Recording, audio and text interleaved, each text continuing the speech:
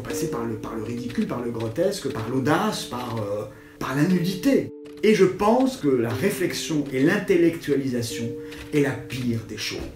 Il y a Duras qui raconte qu'un jeune va voir Simone de Beauvoir et lui dit « mais donnez-moi des conseils pour écrire ». Elle lui dit « mais qu'est-ce que vous avez à dire ?» Et Duras répond « c'est stupide, si on avait quelque chose à dire, ce serait pas la peine d'écrire ». Machinalement, mon crayon je mâchonne, quelques mots à la gomme, je griffonne, aussi vierge que moi est ma feuille de papier, plus blanche que le blanc en machine lavée. Vous écoutez Assez parler, le podcast de l'école Les Mots qui laisse les écrivains parler et qui donne envie d'écrire. Les Mots, c'est une école d'écriture qui a été fondée en 2017 par Élise Nebout et Alexandre Lacroix sur une idée simple mais innovante, écrire s'apprend. Des écrivains majeurs de la scène littéraire actuelle y accompagnent tous ceux qui veulent un cadre pour travailler leurs plumes et aboutir leurs manuscrits. Aujourd'hui, je rencontre Philippe Honoré, qui anime dès janvier 2020 un atelier au long cours d'écriture théâtrale, de la page à la scène, pour l'école Les Mots. Il a adapté au théâtre des géants comme Gide, Proust, Romain Gary, et au moment où je le rencontre, il met en scène L'Ami ou des journées entières avec Marguerite Duras de Michel Manceau au théâtre Hébertot, et il est aussi en train d'écrire son 3e roman et son 2e seul en scène pour le théâtre. Quelques mots pour me présenter, je m'appelle Lorraine Malka, je suis journaliste, autrice indépendante, passionnée par les questions que l'on ne pose pas assez aux écrivains, à savoir tout simplement comment écrivent-ils, depuis quand et pourquoi. Quand j'ai eu Philippe Honoré la veille au téléphone, je lui ai demandé de me donner rendez-vous dans un lieu qui ait du sens pour lui. Il m'a répondu que peu importe, tous les lieux ont du sens pour lui, puisqu'il peut écrire partout. Au café, au théâtre, sur un quai de RER, partout. Oui, partout, parce que ça peut être vraiment dans les arrêts de bus, J'ai beaucoup écrit aussi dans le RER, avec un cahier, Duras dit une chose que j'aime beaucoup, alors elle dit qu'elle ne peut pas écrire sans un verre de whisky d'abord, mais ça je peux comprendre aussi, mais c'est pas mon cas. Elle dit quand on casse le fil, on ne le retrouvera jamais. Et je pense que quand on a envie d'écrire, si on se dit dans 1 heure, c'est foutu. On n'aura pas ce qu'il y a tout de suite, donc il faut prendre un cahier et écrire tout de suite. Mais allons chez lui, ce sera plus confortable. Allons chez cet électron libre pour tenter d'arrêter sa course quelques minutes et saisir quelque chose de sa façon de travailler et de vivre. Ce ne sera pas facile. Il faut dire que Philippe Honoré a eu 1000 vies, qui n'ont qu'un seul point commun, la surprise. Metteur en scène, romancier, dramaturge, directeur de théâtre, comédien, libraire, mais avant tout cela, agent immobilier. Alors pourquoi agent immobilier ? Parce que je me suis marié avant, et quand je me suis marié, mes beaux-parents étaient d'une famille très très bourgeoise et voulaient que j'aie un métier. Donc, comme chez Florence, c'était dans l'île Saint-Louis, je prenais mon café avec un monsieur qui avait des problèmes de cœur et qui dirigeait l'agence immobilière du coin. Et donc, je lui dis, il me faut un métier, il me dit, pourquoi tu viens pas, essaye-toi, agent immobilier. Et voilà. Et en plus, ça m'a vachement plu, c'était dans les années 78. Et donc, j'avais divorcé entre-temps, et donc, je me suis dit, tiens, et si on faisait un spectacle ? Comme ça, comme vous diriez si j'allais danser. Et j'ai dit, évidemment, Gide. J'étais baigné depuis l'âge de 15 ans sur Gide, Madeleine Gide, j'étais incollable sur Gide. Qu'est-ce qui vous plaisait chez Gide ? Ah, alors là aussi pareil, c'est très très long. 3 choses qui me plaisent. Donc, d'abord, évidemment, une homosexualité qui s'assumait. Donc pour moi, quand j'avais 15 ans, c'était très important. Un thème qui est très important pour moi. On aime ce qu'on ne désire pas, on désire ce qu'on n'aime pas. Donc ça, c'est vraiment le grand thème gidien. Et puis, bien évidemment, surtout, ce qui m'a intéressé, c'est le couple avec sa femme.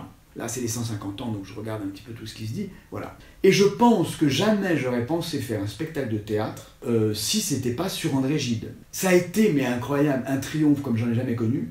Mais c'est quand même par rapport à un texte littéraire que est arrivé le théâtre. Et j'ai fait que des textes littéraires adaptés au théâtre. J'ai jamais mis en scène des pièces, ça m'est jamais venu à l'idée de monter un Phèdre, pas du tout, c'était vraiment des adaptations théâtrales. Et après, gros succès, 2 ans de tournée, et donc je me suis un peu pété, je me suis dit, j'arrête tous les métiers, etc., etc. Donc j'ai enchaîné spectacle sur spectacle. Entre nos 2 maisons circulent des objets et des habitudes. Chut, la lumière s'éteint. On entre au studio Hébertot où Philippe Honoré a adapté jusqu'en décembre 2019 le texte de Michel Manceau sur sa longue amitié avec Marguerite Duras. Écrire la grande création. Ou comme moi courir Courir, toucher à tout sans autre nécessité que de s'étourdir. Toi, tu aimes la vie. Toi, tu as les hommes. La grande vie. Je ne comprends pas que tu me supportes.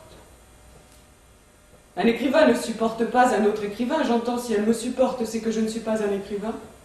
J'ai monté, alors ça paraît fou aujourd'hui, j'avais découvert Stefan Zweig en 85. Et en 85, personne ne connaissait qui c'était. Il n'y avait que 3 livres d'édités, et c'était un inconnu total. Donc au début, il n'y avait personne pour Stefan Zweig. Et comme on a eu et le prix de la mise en scène et le prix de l'adaptation, les 10 derniers jours, c'était plein à craquer. Alors ça a été les grands moments. Après, 10 ans quand même de galère, parce que malgré tout, financièrement, c'est quand même compliqué d'être un metteur en scène indépendant. Et puis, rencontre totalement fortuite. Un jour, quelqu'un vient voir un spectacle de moi et me dit « Tiens, je suis adjoint à la culture de la ville de Dole. Est-ce que ça vous dit de co-diriger un théâtre ?» Et donc là, j'ai été directeur de théâtre 7 ans dans le Jura et 3 ans à Vélizy en banlieue parisienne pendant 10 ans. Et 2004, j'ai arrêté, je n'ai fait que des ateliers. Et puis, grande révélation telle Jeanne d'Arc, tout d'un coup, voilà, j'étais prof au conservatoire de Champigny, j'étais prof au Lucernaire, j'étais prof. Et tout d'un coup, là aussi dans une discussion, on se dit qu'est-ce qu'on voudrait faire dans notre vie quand on sera vieux. Et moi je dis comme ça, moi je veux avoir une librairie. Et là, hop, me voilà libraire à Champigny. 7 ans de grand bonheur. Au cours de cette vie trépidante, qui ne ressemble à aucune autre et qui semble échapper aux lois du temps, Philippe Honoré a aussi fait ses armes au Cours Florent, a publié 2 romans, et cerise sur le gâteau, il est devenu comédien pour interpréter son propre monologue sur sa mère. Encore une surprise. Quand j'ai été élève chez Florent, j'ai tout de suite détesté ça, et j'ai pensé que j'étais très mauvais. Et donc tout de suite, je me suis dit, non, tu es très mauvais, tu seras jamais comédien. Et il y a 5 ans, où tout d'un coup je me suis dit je ne crois pas que je suis mauvais et je me suis écrit un monologue sur ma mère qui venait de mourir, que j'ai joué au Lucernaire et ça a été génial. Pendant 30 ans j'avais dirigé des élèves, des comédiens, je leur avais dit des choses, je leur avais nanana, mais sans avoir jamais expérimenté. J'en étais sûr de ce que je disais, mais bon. Et là tout d'un coup, un texte que j'aimais beaucoup, du public, voilà, c'est comme un premier amour, mais on ne peut pas dire plus. C'est comme un premier amour. Et surtout, se préparer à l'épreuve de demain. Parce que demain, c'est dimanche, et le dimanche, c'est maman. Regardez les grosses cuisses de mon fiston. Tu deviens de plus en plus chaud, et puis tu grossis. C'est moche. Tu étais tellement laid à ta naissance, un vrai monstre. Même pas capable de porter les 2 mêmes chaussettes. Une mère est là pour tout dire, et surtout le pire. Si t'en peux plus, t'as qu'à la buter. Je suis omnubilé par le même thème tout le temps, c'est-à-dire les parents comme assassins. J'exagère un peu, c'est-à-dire que je pense quand même que nos plus grands ennemis, mais pour moi, je suis toujours jaloux des gens, quand j'entends dire « maman chérie », je vais au restaurant avec maman, mon petit papounet. Pour moi, c'est comme si on parlait d'extraterrestres. Parce que je pense, je ne suis pas le seul, que les premiers ennemis qu'on a dans la vie, c'est ses parents. Quand je demande à Philippe Honoré qui sont ses maîtres à penser, il cite en premier bien sûr Marguerite Duras, Marcel Proust. Duras pour la concision et pour la liberté, c'est-à-dire je vous emmerde, j'écris ce que je veux, même si ça fait 10 pages, et Proust pour pas la concision et la liberté, c'est-à-dire je vais vous faire 1000 pages sur un truc qui n'a aucun intérêt, mais pourtant vous êtes scotché. Pour être un vrai auteur, il faut se dire solitude, liberté. Et puis il y en a un troisième, beaucoup plus inattendu. Non mais c'est pareil dingue. L'entretien de Bertrand Delanoë avant de gagner la mairie de Paris a été un déclencheur incroyable. C'est-à-dire que le fait qu'il veuille déminer en 2000, je ne me rappelle plus quand il a été élu, mais la première fois, quand il veuille déminer les attaques qu'on allait faire sur son homosexualité et qu'il ait fait ce long entretien, qui était la première personne vraiment à être aussi clair, ça m'a donné des frissons. Et tout d'un coup, je pense que je me suis dit, Philippe, tu dois absolument devenir, entre guillemets, militant. C'est-à-dire que tu ne dois plus te cacher, mais assumer les choses, parce que tu aides ainsi des gens qui, eux, ne peuvent pas parler. Donc ça a été un déclic hallucinant. Merci Bertrand Delanoë, que je ne connais pas évidemment.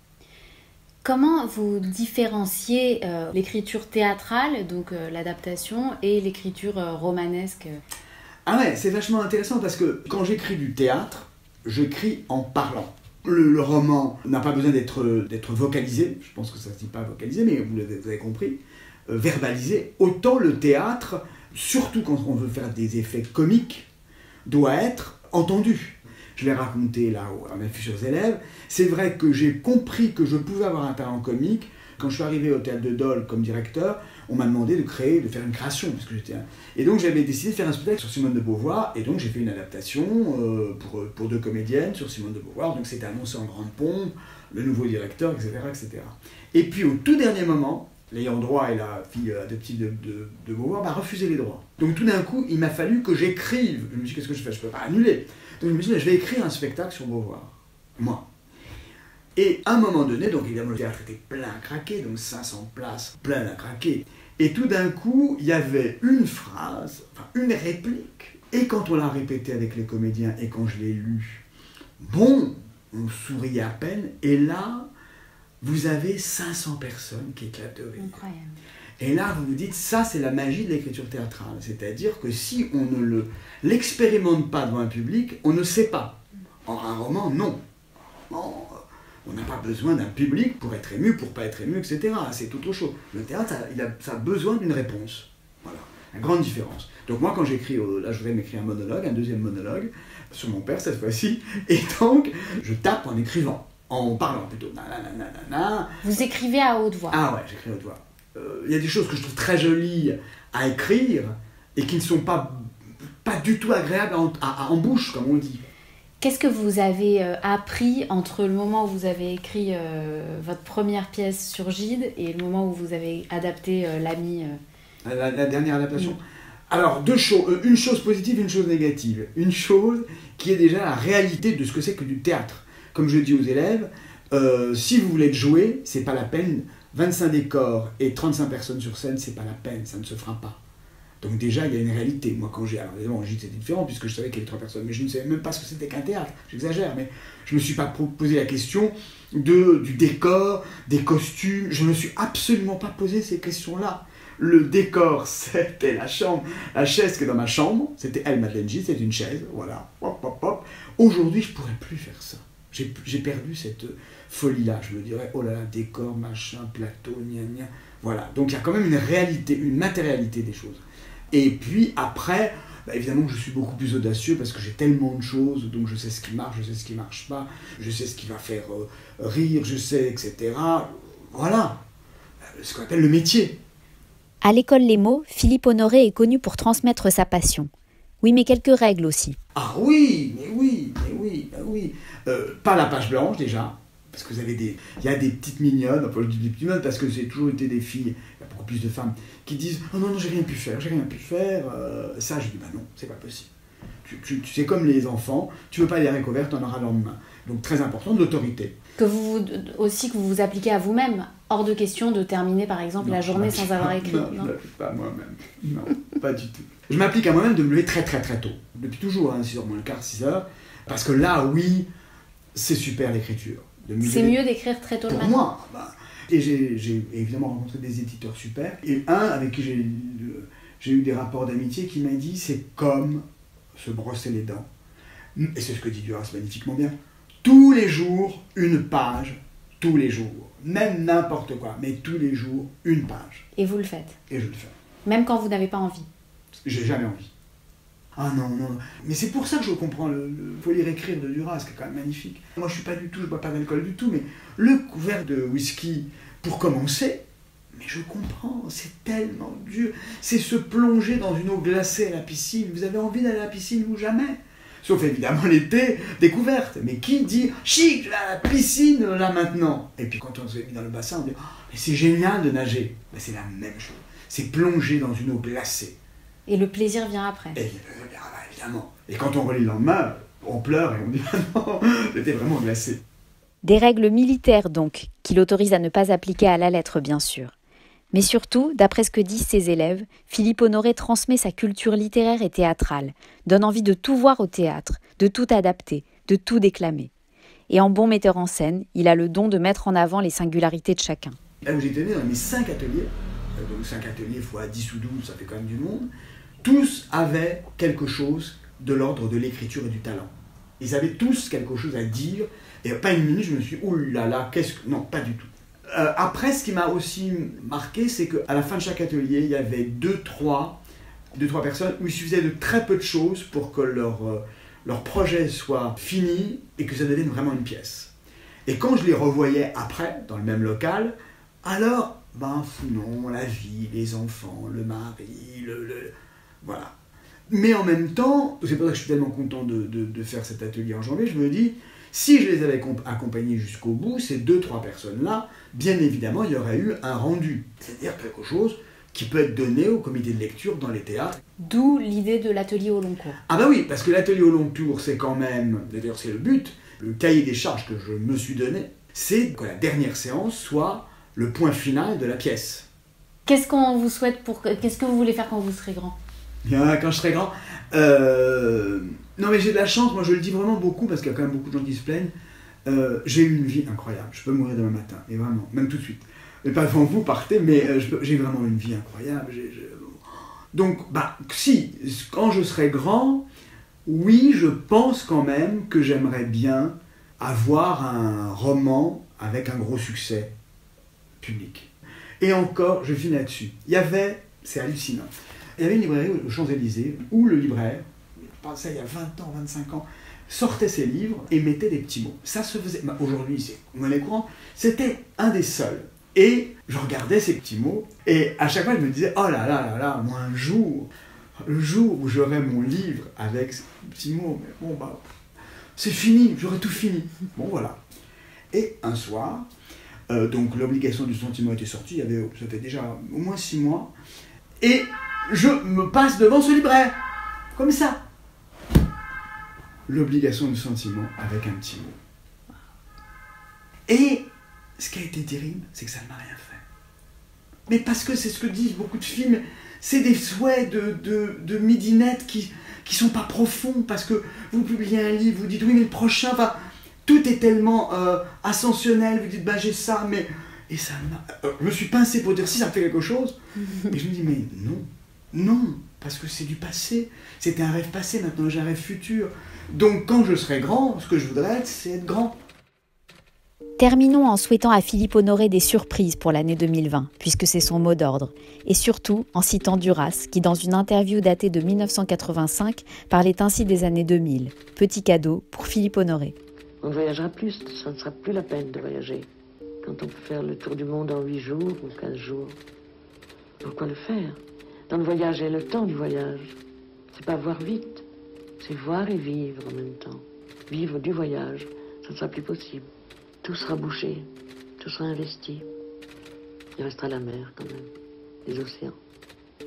Et puis la lecture. Les gens vont redécouvrir ça. Un homme un jour lira. Et puis tout recommencera.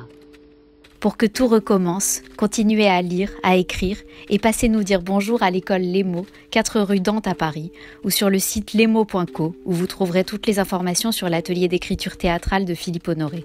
Si ce podcast vous a donné envie d'écrire et de parler, on est là pour vous lire et pour vous écouter. À bientôt. Faut-il fumer des drogues, draguer des femmes pour avoir des machins à écrire?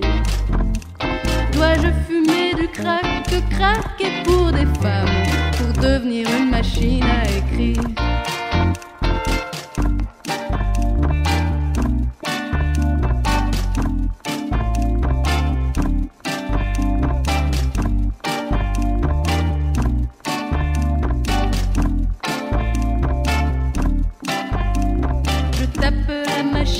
En plein dans la caboche, oh je la moche bien, mon pauvre Macintosh, pour lâcher la pression qui m'opprime, et lui apprendre en prime qu'avant de faire impression, de lancer l'impression, il faut mâcher mes mots.